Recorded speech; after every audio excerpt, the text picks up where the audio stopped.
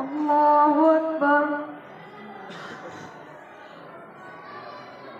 الحمد لله رب العالمين الرحمن الرحيم مالك يوم الدين إياك نعبد وإياك نستعين اهدنا الصراط المستقيم صراط الذين أنعمت عليهم غير المغضوب عليهم ولا الضالين.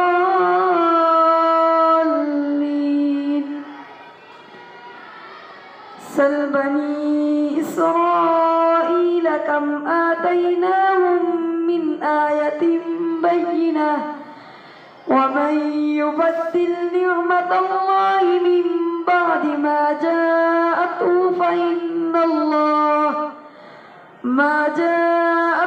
فإن الله شديد العقاب. زين للذين كفروا الحياة الدنيا ويسخرون من الذين آمنوا والذين اتقوا فوقهم يوم القيامة والله يرزق من يشاء بغير حساب. كان الناس أمة واحدة فبعث الله النبيين مبشرين ومنذرين وأنزل معهم الكتاب بالحق ليحكم بين الناس فيما اختلفوا فيه وما اختلف فيه إلا الذين أوتوه من بعد ما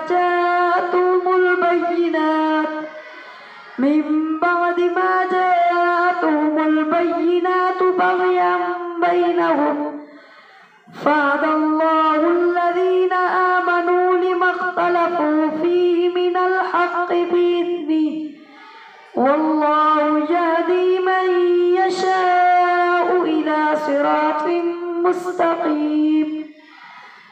أم حسبتم أن تدخلوا الجنة ولما يأتكم مثل الذين خلوا من قبلكم مستهم البأساء والضراء وزلزلوا حتى يقول الرسول والذين آمنوا معه متى نصر الله ألا إن نصر الله قريب. يسألونك ماذا ينفقون قل ما أنفقتم من خير فللوالدين والأقربين واليتامى والمساكين وابن السبيل وما تفعلوا من خير فإن الله به عليم. كتب عليكم القتال وهو كره لكم وعسى أن تكرهوا شيئا وهو خير لكم وعسى أن تحبوا شيئا وهو شر لكم والله يعلم وأنتم لا تعلمون. يسألونك عن الشهر الحرام قتال فيه قل قتال فيه كبير وصد عن سبيل الله والمسجد الحرام وإخراج آله منه. يسألونك عن الشهر الحرام قتال فيه قل قتال فيه كبير وصد عن سبيل الله وكفر به والمسجد الحرام وإخراج أهله منه أكبر عند الله والفتنة أكبر من القتل ولا يزالون يقاتلونكم حتى يردوكم عن دينكم إن استطاعوا ومن يرتد منكم عن دينه فيمت وهو كافر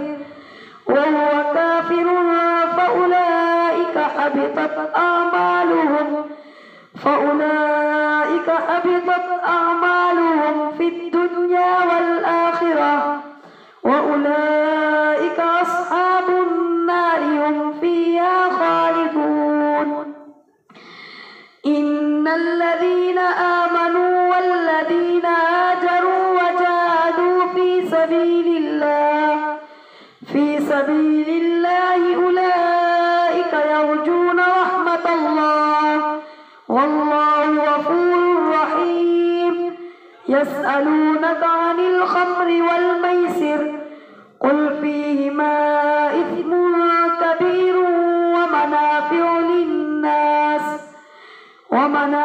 للناس وإثمهما أكبر من نفعهما ويسألونك ماذا ينفقون قل العفو كذلك يبين الله لكم الآيات لعلكم تتفكرون في الدنيا والآخرة. ويسألونك عن اليتامى قل إصلاح لهم خير وإن تخالطوهم فإخوانكم والله يعلم المفسد من المصلح ولو شاء الله لأعنتكم والله عزيز حكيم. وإن تخالطوهم فإخوانكم والله يعلم المفسد من المصلح ولو شاء الله لأعنتكم إن الله عزيز حكيم.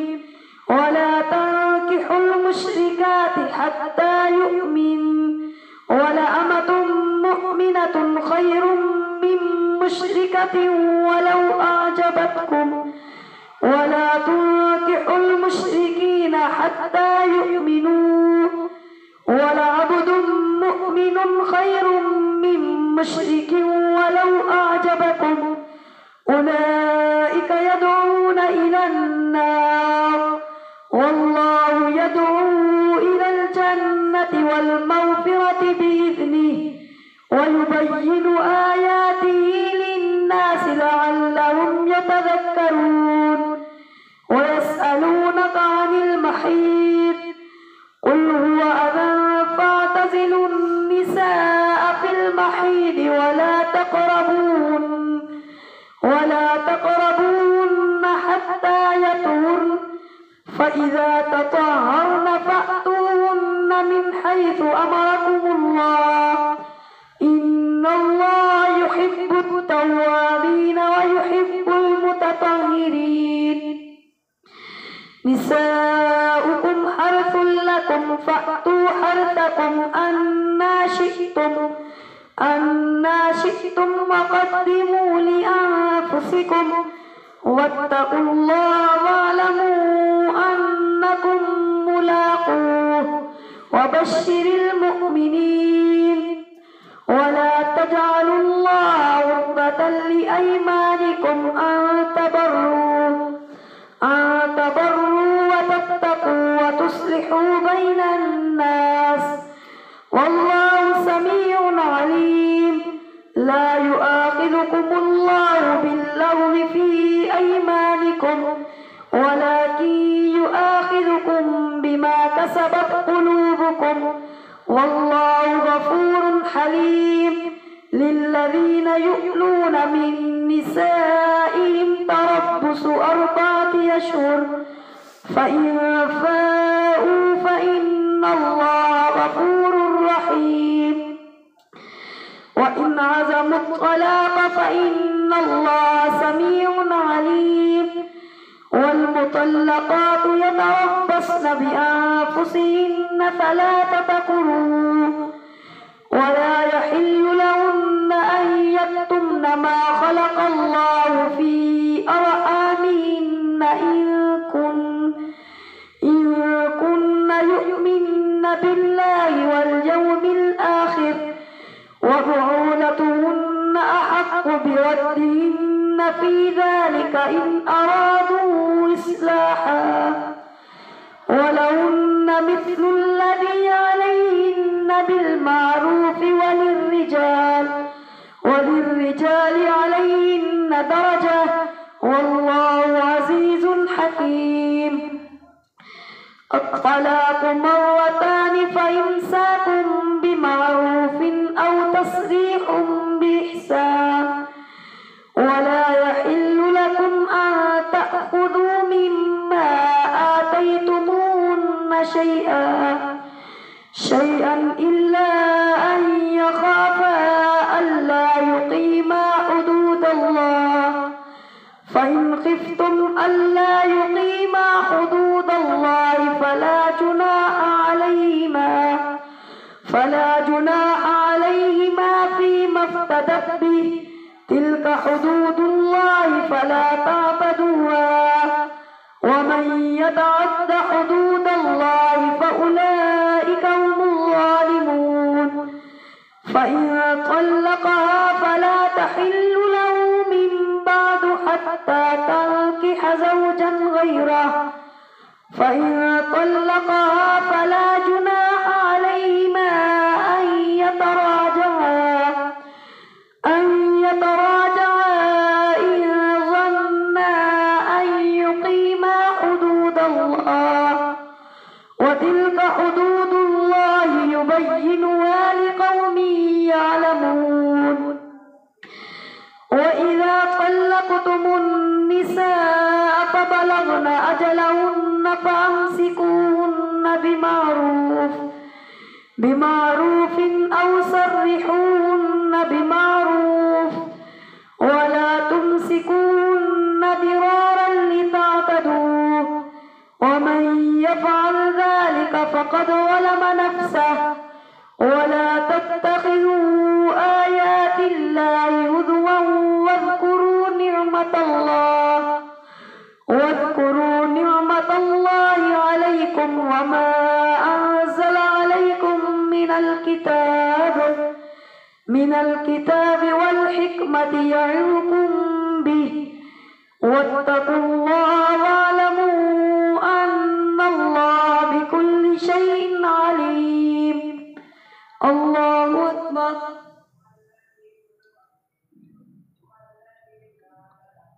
سمع الله لمن حمده. الله أكبر. الله أكبر. الله أكبر.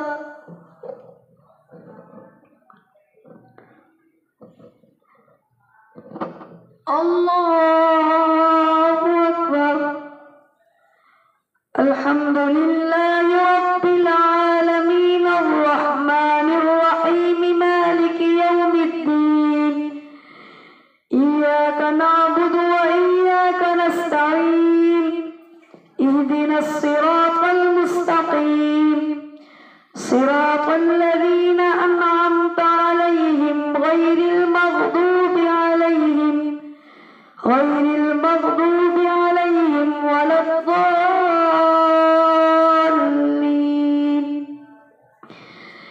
وإذا طلقتم النساء فبلغن أجلهن فلا تعضلوهن أن ينكحن أزواجهن إذا تراضوا بينهم بالمعروف ذلك يوعظ به من كان منكم يؤمن بالله واليوم الآخر ذلكم أزكى لكم وأطهر والله يعلم وأنتم لا تعلمون. والوالدات يرضعن أولادهن حولين كاملين لمن أراد أن يتم الرضاعة وعلى المولود له رزقهن وكسوتهن بالمعروف لا تكلف نفس إلا وسعها لا تضار والدة بولدها ولا مولود له بولده وعلى الوارث مثل ذلك فإن أرادا فصالا عن تراض منهما وتشاور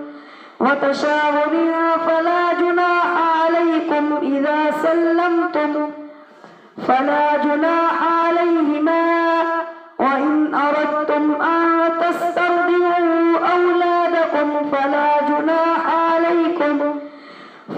جناح عليكم إذا سلمتم ما آتيتم بالمعروف واتقوا الله واعلموا أن الله بما تعملون بصير.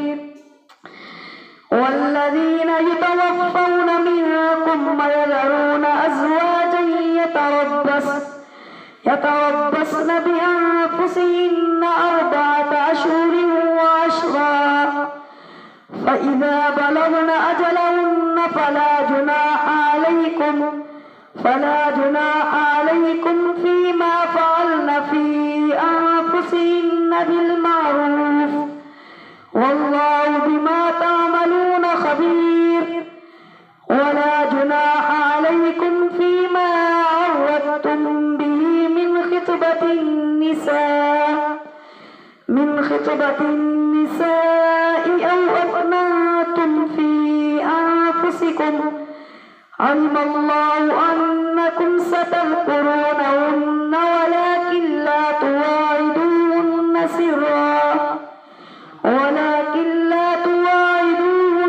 سرا إلا أن تقولوا قولا معروفا ولا تعزموا عقدة النكاح حتى يبلغ الكتاب أجله واعلموا أن الله يعلم ما في أنفسكم فاحذروه واعلموا أن الله غفور حليم.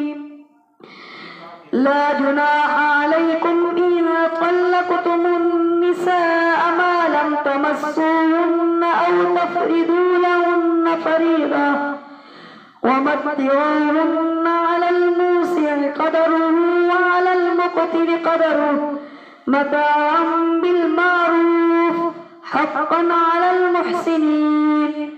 وإن طلقتموهن من قبل أن تمسوهن وقد فرضتم لهن فريضة فنصف ما فرضتم إلا أن يعفون أو يعفو الذي بيده عقدة النكاح وأن تعفوا أقرب للتقوى ولا تنسوا الفضل بينكم إن الله بما تعملون بصير. حافظوا على الصلوات والصلاة الوسطى وقوموا لله قانتين. فإن خفتم فرجالا أو ركبانا فإذا أمنتم فاذكروا الله كما علمكم ما لم تكونوا تعلمون. والذين يتوفون منكم ويذرون أزواجا وصية لأزواجهم متاعا إلى الحول غير إخراج فإن خرجن فلا جناح عليكم فيما فعلن في أنفسهن من معروف والله عزيز حكيم. وللمطلقات متاع بالمعروف حقا على المتقين. كذلك يبين الله لكم آياته لعلكم تعقلون. ألم تر إلى الذين خرجوا من ديارهم وهم ألوف حذر الموت فقال لهم الله موتوا ثم أحياهم إن الله لذو فضل على الناس ولكن أكثر الناس لا يشكرون. وقاتلوا في سبيل الله واعلموا أن الله سميع عليم.